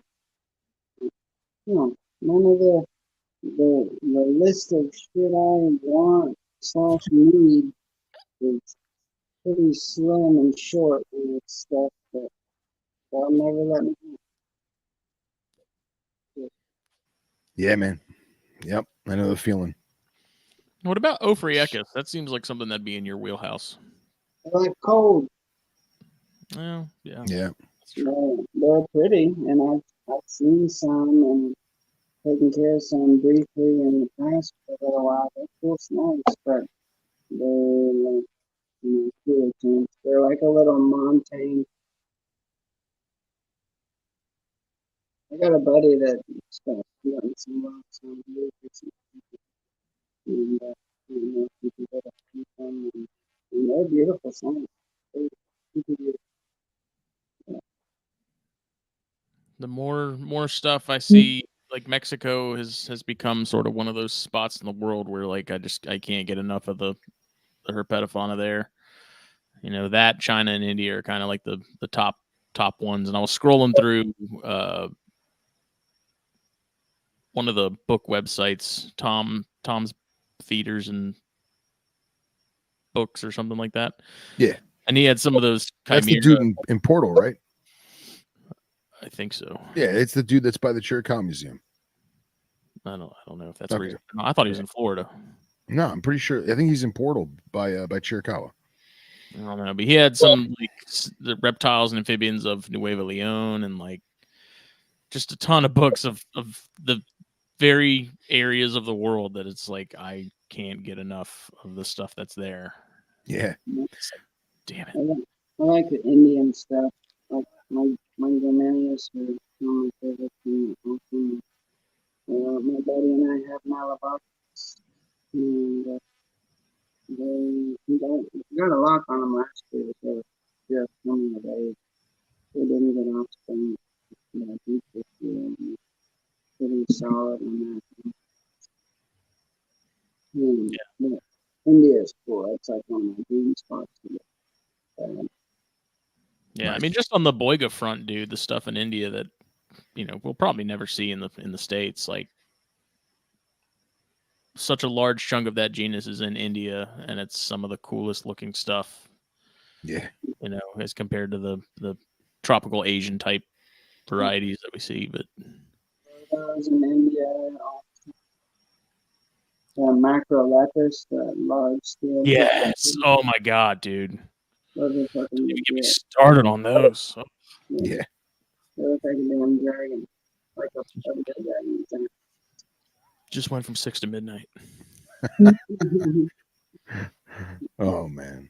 But that's how India is though. There's so much stuff that you just don't even know would exist unless you just happen to hop on INAT and stuff and start cruising around to see what's there. Like especially in the Trimeresurus, Parias, Cryptolytrops, Craspitocephalus, whatever, whatever they're called this week. Like there's a ton of species there that you like you wouldn't know they existed unless you sort of looked around. It's just wild how large that group is across the board.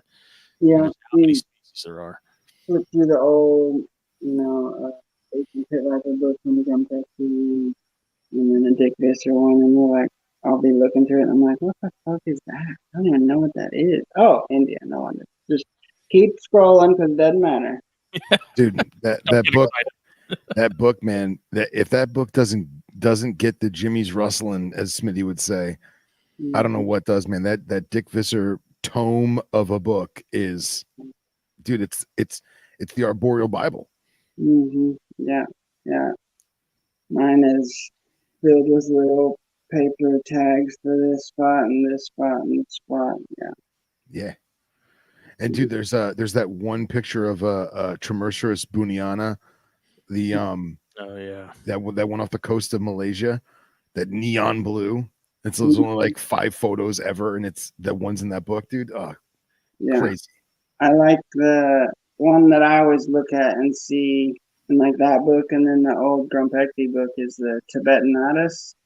It's like purple and green, all swirly and shit. Oh, it's fucking sweet. Big purple stripe on the side of his face. Yeah, it's a wicked snake. Awesome. And dude, and it took so long, just going back to the Visser book, like, dude, some of his like line drawings of like the enclosures, that's from like the 70s, man. It took him a solid almost 30 years, almost 40 years to write that book. It's an awesome book. If anybody wants to learn about arboreal in Southeast Asian pit vipers, is it called Asian pit vipers? Yeah, I think so. Yeah. It's a black cover chimera, and it's by Dick Visser, and it's awesome. You'll have to take out a second mortgage on your house. How much? What's it going for now? I don't know, but it's a lot. I bought a copy from one of the guy I was kind of mentoring. It was like $140, and I think I bought mine when it like was still pretty new, and I think I paid like $80. Or Nikki bought it for me. Actually, surprised me with it, and I think it was like $80. Yeah, I'm pretty sure I bought mine from Eco, and I think I paid like $80. Yeah, that's what you got it at NARBC. Yeah, I've told several people about that, and they've all bought it and love it. And it's a badass book. Yeah, I love snake books. Like some of these new youngster keepers and people are like, "Oh, well, look at your book." I'm like, I don't have any books. How the fuck do you have any books? Yeah. What's a book? Yeah. Scott's in the group chat. Nature for You, in case people don't know who Scott is. And they but they've been selling books on their website for a while. And I know they just got a huge shipment of Edition Chimera and then a bunch of Eco Universe publications too. And he says that he has the last of the new copies of Asian Pit Vipers by Dick Visser. So if you want to buy it and you want to pay the shipping from Australia, which is really not that bad, go to Nature for You. Is it natureforyou.org, Scott? He and his wife, they've written like 14 books themselves. Yeah, exactly. If you listen to the show, you should know who the Ipers are. Yeah, they're awesome. They were helping Nikki. Nikki was writing a paper about crop skink behaviors and stuff, and they were helping her with that and chatting her up, and they're awesome, good people. Nice. Yeah, they're all right. It's not as bad as I thought it was. So Abe Books has it in Germany right now for $106 with $26 shipping. That's not bad. Yeah, it's not horrible. Worth it. Yeah, it's 100% worth it. That's cool though that she was doing on the Tribble Notice. Yeah, super cool. Yeah. Is her paper done, or is it in no, peer review? She got it, like finished it and then turned it in somewhere, and they were like, "Oh, you should just change it to like note." And she's like, "Type, all right, I did all of this, and now change it to a note." Okay. And so she's just, instead of changing that whole one, she's just gonna rewrite like the note and publish that. Okay. Well, yeah, let us know when that goes through, and we'll share it. For sure. Thanks. That's awesome, man. Yeah, hell yeah. Yeah, she's kicking ass with the lizards. Nice. Are you keeping any lizards or no? Fuck no. I love lizards. I love lizards to death, and anytime I'm herping, I will chase lizards all day long. But they're just too high maintenance for me. Right? Yeah. I don't want to do all that. And it's just I'm a snake guy. Yeah. Snakes spoil you. Yeah. Scott just wrote about her paper. It's a hugely important paper with some groundbreaking information. So that just makes us want to read it more. So good shit. Yeah. And she did that all on her own. She when she was gonna start doing that, she was like asking me, I'm like, I don't fucking know, dude. I'm not academic smart writing a paper. Like, I know how to put snakes in a box and make them happy so they screw. That's what I know. I don't know anything about writing a paper. You're on there. And she fucking did it. Nice. That's awesome. Yeah. So obviously we heard that you don't have many species that you're seeking out because of availability, but are there any more projects on the horizon that you're willing to divulge? I mean, it's not like covert stuff. New species that I want or could get.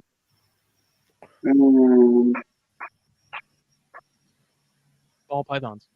Yeah, I don't think I'm ready for that yet. I'm working up to it. Oh, that's good. I don't know.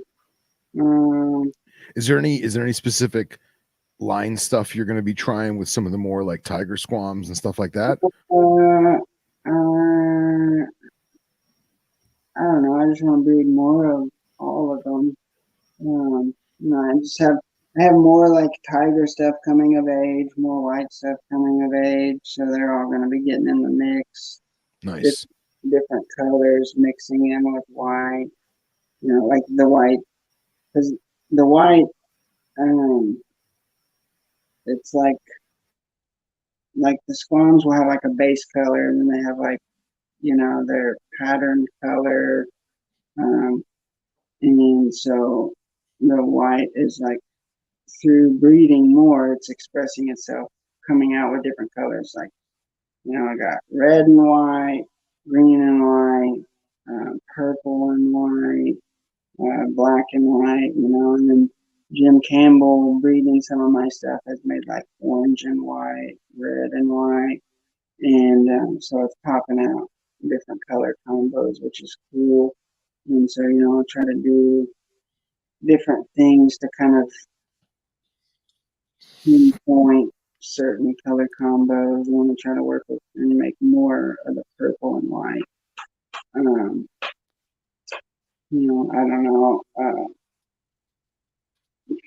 I don't know. There's just just what me and Patrick Holmes always say is breed everything, keep everything. And so that's Yeah. trying to breed all of them, and I just want to try to make the coolest snakes possible. Yeah, man. I think you're doing a pretty good job of it so far. Yeah, I think you're knocking it out of the park, man. I appreciate that. I'm just winging it, I appreciate that. Hell yeah.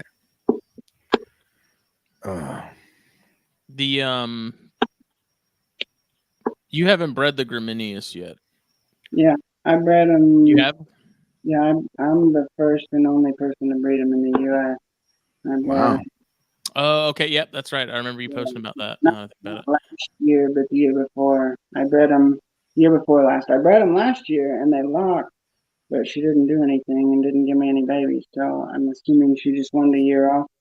But I paired them back up the other night and got a lock. So hopefully we should get a litter at the end of the year.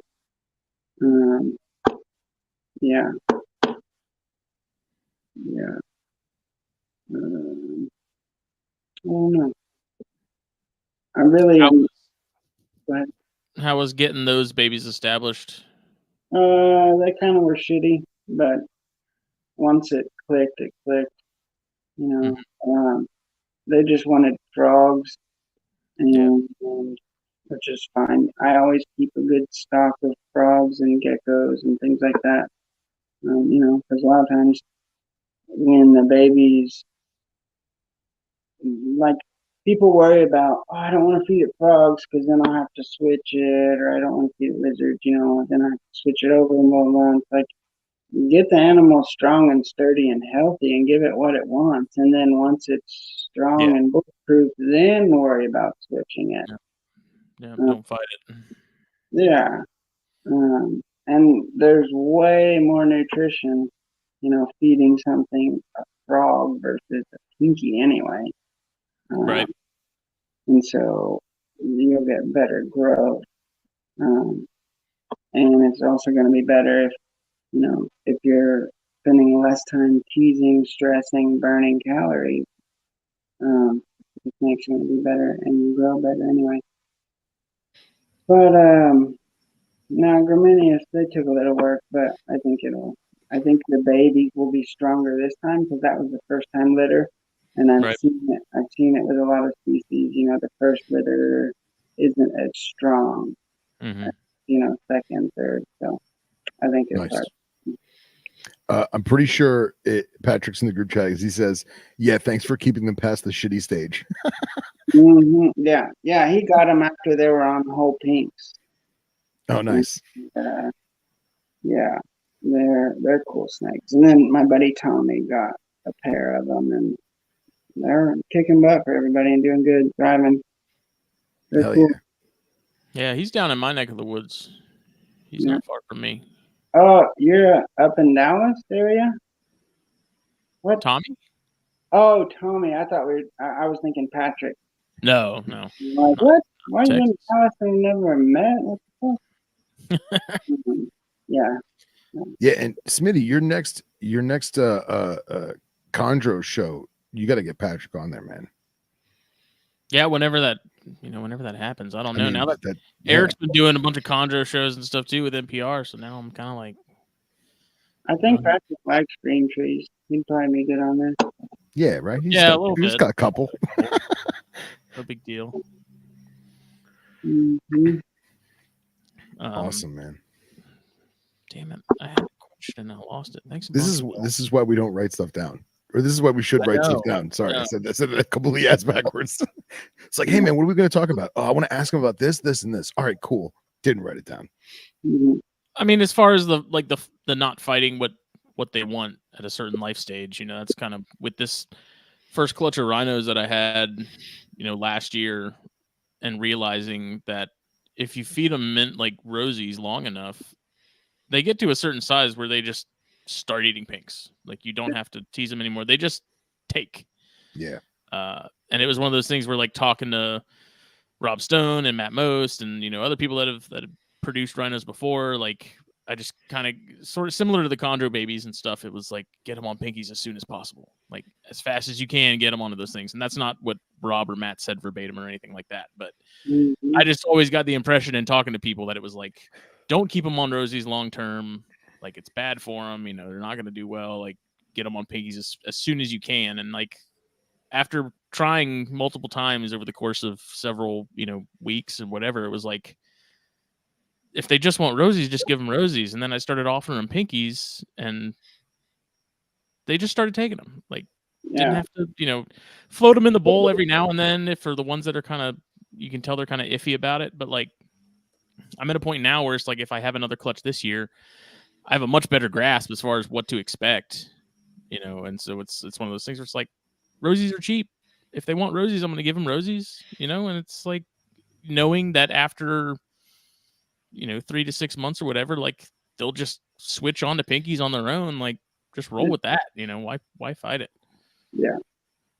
As long as they're eating something, right? Right. It could be not eating anything at all, or better yet, they could be doing what some of my animals have done, and they, like the Transpagos copperhead, they kill it and leave it there. That's what I have. One baby that's still taking rosies and not wanting to. It's tempted. Like, I can tell the gears are turning when it comes to pinkies, but it's still not just grabbing them like the other ones are. It did that like 2 weeks ago, where I put 2 rosies in there. It just constricted both of them and then forgot about them and left them floating in the bowl. It's like, thanks, dude. Yeah. Yeah, I have one copperhead that's way bigger than all the other ones because one of the females will kill it because I feed live as an incentive, because if I don't, they just freak out. And I'll come back an hour later, it'll be stiff as a board, and I'll just feed it to the other one because it's been venomated. What am I going to do with it? Yeah.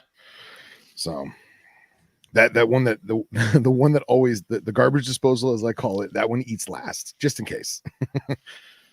I feel like an idiot because when I was keeping, when I had that little like newborn Contortrix, I was feeding it. It was taking pinkies, no problem, like frozen. But yeah, I'd have it on tongs, and it would keep biting it, and I'm like, bite it and grab it, dude.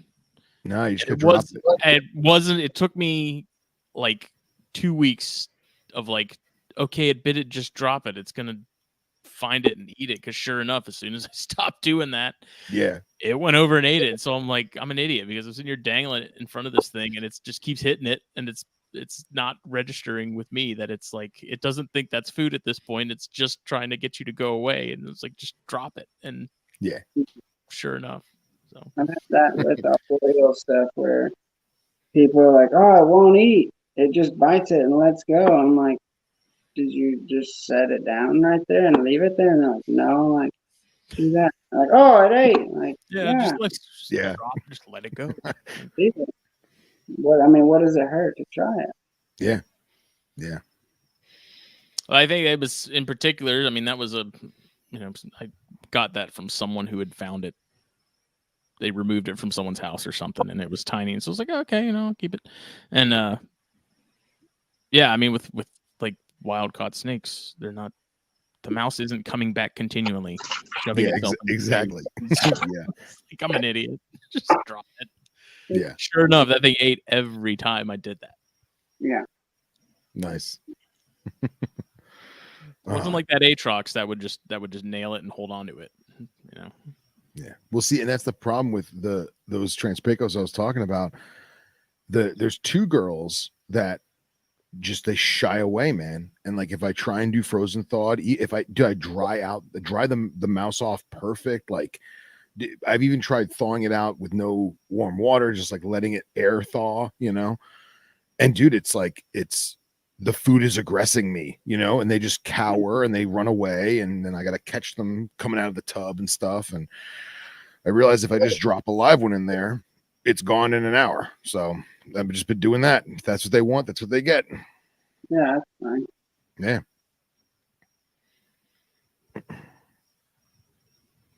Alex is well aware rhino feeding challenges had to be my emotional support through getting mine from fish to mice. Nice. I just was reading that. I was thinking about that earlier when you were talking about them.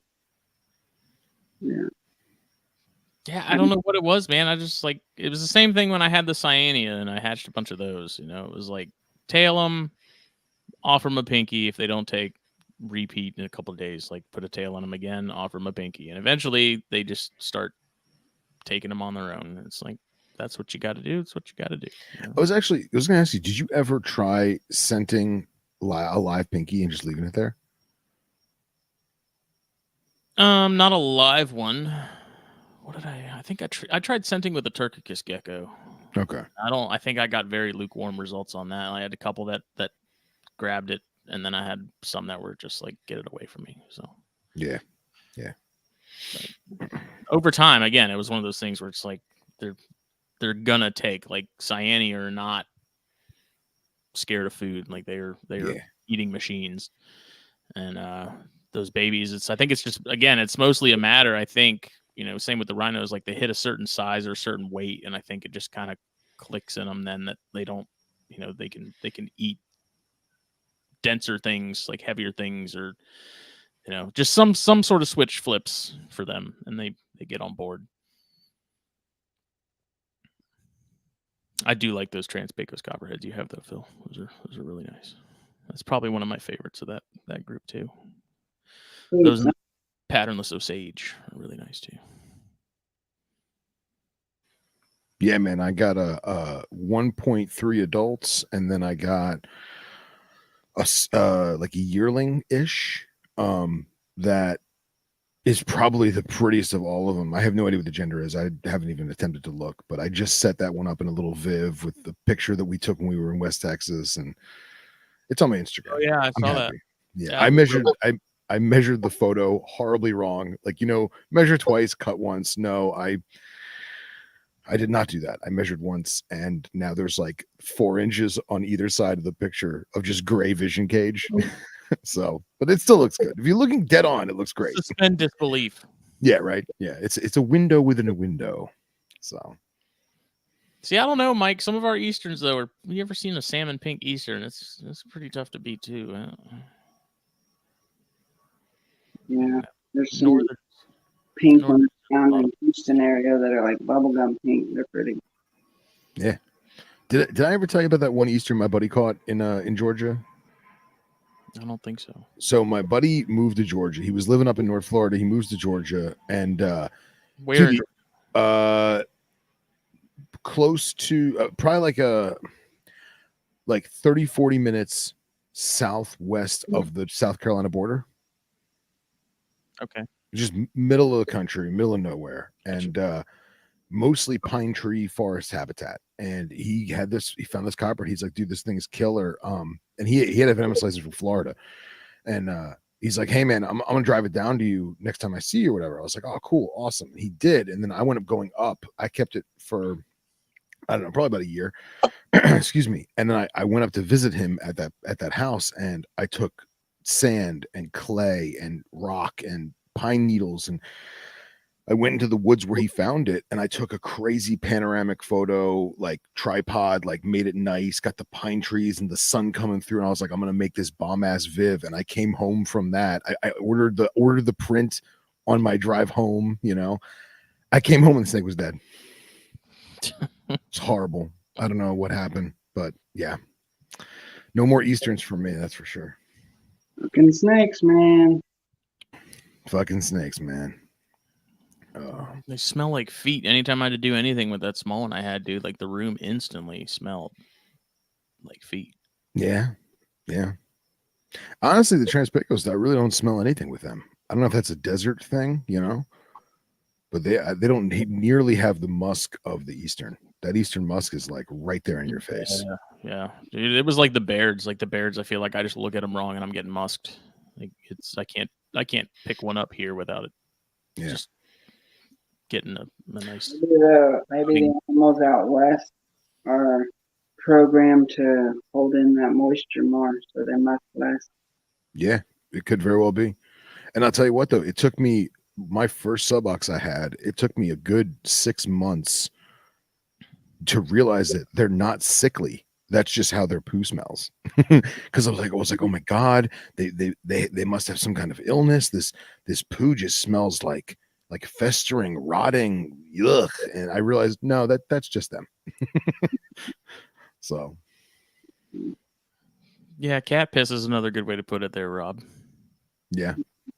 I don't know. To me, it seemed more like feet, but because I remember Jake came over because this was like, so I was keeping Venice when me and Katie were dating. We weren't living together, but I had it at the time, so it wasn't like anything completely unexpected on from her or anything like that. But like, I remember Jake came over one day and I had just gotten done doing a water change or something with it, and so I had it in the bucket while I was doing that, and I put it back and locked everything back up. And Jake came in, he's like, "What's that smell?" I was like, "It's like, you smell feet, right?" And he's like, "Yeah." I was like, "Dude, it's that little copperhead." And he's like, "No way."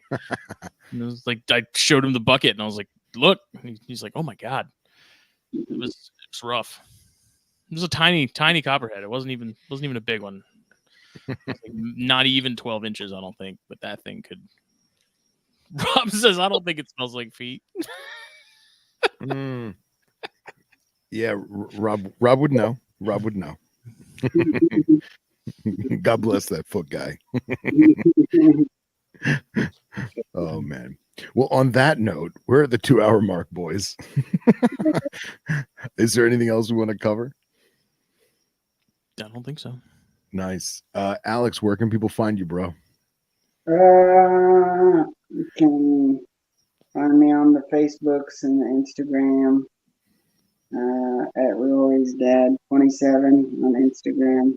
one day maybe I'll change that to like something that is just. Nah, dude, you can't. It's Rory's dad, man.